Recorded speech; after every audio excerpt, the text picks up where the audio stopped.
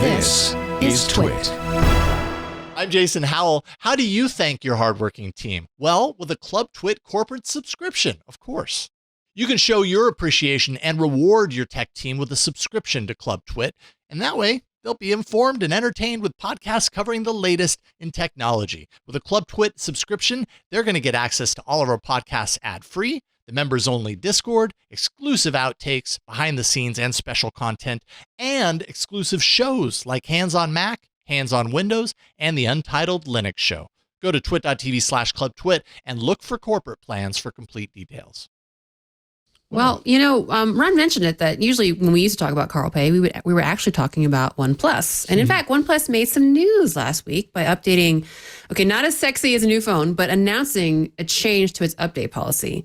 So last week, OnePlus announced that they're actually going to improve their support policy and that all OnePlus flagship phones from 2023 onward will provide 4 major OS updates and 5 years of security updates. And this, of course, matches the Samsung flagship update promise that we talked about earlier when it happened.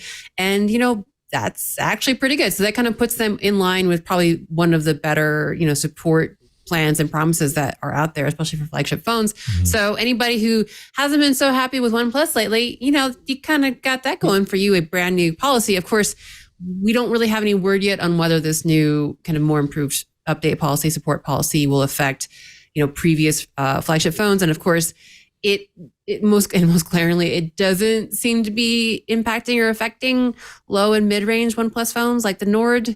So, I guess take what you can get, but it seems to be like that OnePlus is following along with Samsung's lead of at least giving their flagships the benefit of an extended support policy. And on that note, we got OnePlus, we got Samsung. Our very own JR Rayfield of Android Intelligence actually kind of, in light of all these companies, these kind of popular manufacturers updating support policies to be a little bit longer and increase the longevity of phones, JR wrote a really great post basically calling out Google for their upgrade policy. And I think, you should go and read JR's write-up. It's really good. And I think he makes some great points. And JR basically says, he believes that the Pixel is still, one of the best Android, is the premier Android experience out there. But, Google keeps playing catch up in terms of, support policy. And, way back with Pixel 2, you kind of got 3 years of both OS and security updates. And of course, with the Pixel 6 last year, Google did up that to 3 years of OS updates and 5 years security. But the ante keeps being upped. The support war is currently being won now by Samsung and OnePlus. And I think Jared makes a really good point is that kind of the role that he sees of the Pixel is to be kind of a North Star, a kind of aspirational, device. It's Google showing the best of what, Android can be. And so why isn't that including the support side of it as well? Because that's just as much a part of the consumer experience as the actual phone itself. So definitely check that out. But I think it's a really good point to make. What do you all think?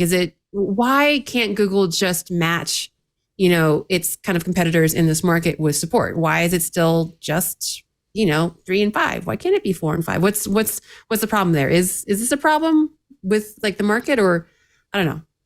I think Google needs to step up. I think that they have, personally, I feel like they have the responsibility to be there with the leaders, at least be there on par with what Samsung and OnePlus are doing. Because I feel like a commitment that you make around an update policy illustrates how you really feel about your hardware. If you are committed to hardware that's going to last for 5 years, I, as a consumer, feel more convinced to buy your product because I know that the company stands behind it for 5 years. And if other companies don't? What do you mean, what if they don't? But what if they're we're 3 years, we're good? What, making a promise of 4 and then saying 3? Yeah, or making a promise of 3 or 4, or holding on to 4. What if this is the line of what they believe is their product life cycle? So Google right now believes that 3 years of system updates, 5 years of security is what they were promising. is what they're willing to put on their Pixel phones. They did that before Samsung came out and said, well, we'll do 4 years of major OS updates and 5 years security. I have a hard time seeing Google say, oh, okay, well, they can be better than us here. Like it's kind of like put your money where your mouth is. But I guess I'm just playing devil's advocate, by the way, Jason. I'm not like arguing, but like I feel so insulted. they've clearly run some sort of numbers to say this is what we're comfortable with and this is the position that we're happy with. And Google's not a Me Too kind of company. Everyone, like, they're trying to, Samsung or OnePlus are trying to differentiate themselves in the marketplace by adding on years in there, but Google has whatever formula they have that they're comfortable with. Yeah. I mean, I don't know. One of the things that I think gets us really emotionally charged is when we talk about these companies as if it's like old man Google and Mr. Samsung, and there's one guy who's just pulling a lever and says, there's definitely a lawn. That's what I feel comfortable doing. There's I'll definitely just a lawn that they're standing on. Yeah. And they're wagging their fists at each other from across a street, Hatfields and McCoys. So I can make... for myself personally, as I've been going through so many phones over the last couple of years, and we've seen some shaky update strategies from Android 10 to now Android 13, I kind of side more with this notion of make the more modest promise on operating system updates, but what really matters to the phone's longevity is better efficiency, better optimization, bug fixes, patches, and security. And we see, like, especially when we go and visit our non-as techie family and friends, like, there's still this mental idea of, well, I ran this update, and now my phone ran slower. And that was legitimately an issue back in the day, you know, with battery throttling and CPU throttling. So we're kind of getting over that hump too. But I kind of think Google is making a more reasonable promise with 3 years OS and 5 years security. Try and imagine where we would have been on hardware from 4 or 5 years ago, now trying to run Android 13. And I don't think you're really offering a consumer the best experience with that. We don't know. And I think Google's being fair here. I don't think Google can properly predict, even though they control the Android ecosystem as we sort of understand it today. What are we going to be doing in 4 years? What's a Tensor 6 going to look like when we're trying to build the next generation of operating system for the newest flavor of hardware? But then we're on this commitment that we have to support 4 and 5 year old phones as well. And I think you do genuinely, I think it's more honest to say, hey, we're really looking at these 3 years, but then we want to make sure that those people, because there's that what do you call that curve? Peak of the bell curve, right? Yeah, thank you. So for everybody, everyone who's like me, who would have been flipping their phone every 6 months, there are many, many more people that are trying to hold on to their phones for like 3 and 4 years. But once you start getting to 4 and 5 years, do you want to mess with that person's phone with new operating system, new features, new graphics engines, new material design, much heavier load on system resources just to drive the UI? Or do you want to promise them that you're going to be optimizing and polishing that experience so the last 2 years of that phone's life, for people who might not even be able to get a battery replaced, that's as good as it's ever going to be? I don't know that you get the best experience when you go back to like a Galaxy S10 and you're pushing through Android 12. My Galaxy S10e ran like hot garbage when it first started getting that Android 12 update. And I was upset because it was running like butter on Android 11.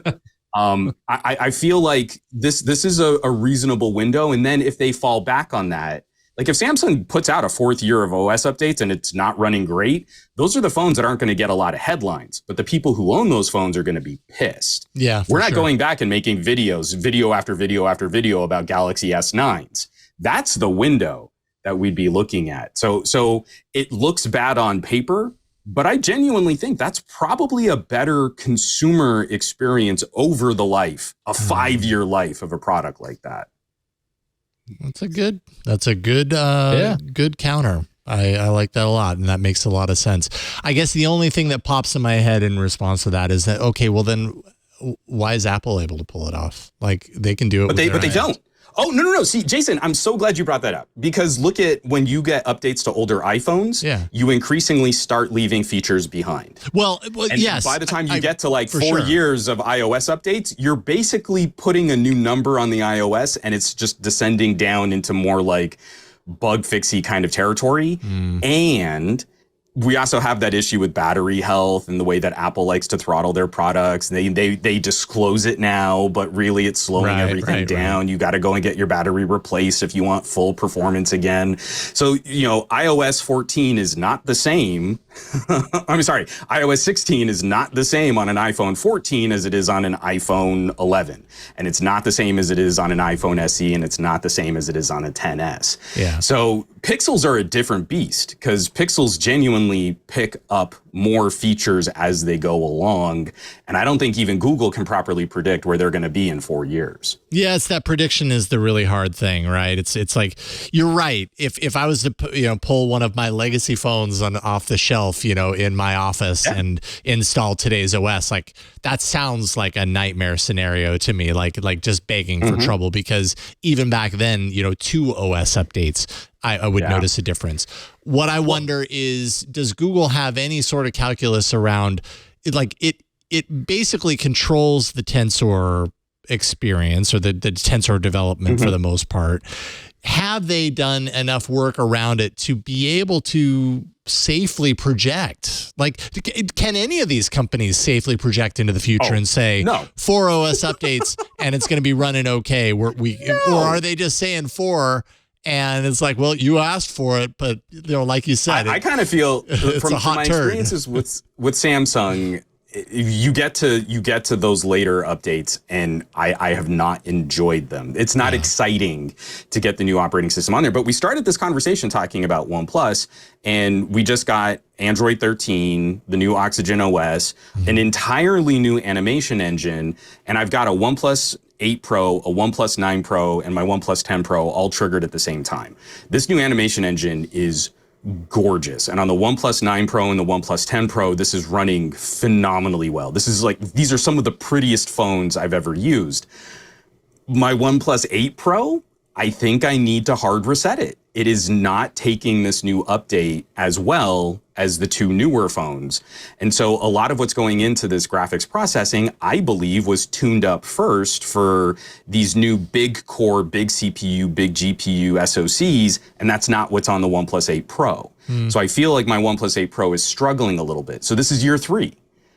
What's going to happen with year 4? I maybe don't want that on my OnePlus 8 Pro, because it was actually, I feel, kind of running better on the last generation of Oxygen OS, where my OnePlus 9 Pro is running like a screamer. It's just a hot rod right now. Yeah. So those types of things, like as you look at how the semiconductor industry is changing, how you look at how consumer software is changing, and we're putting a lot more load on 120 hertz refresh rate displays, cleaner and smoother animations, new graphics packages, new material design, all of these new UI elements.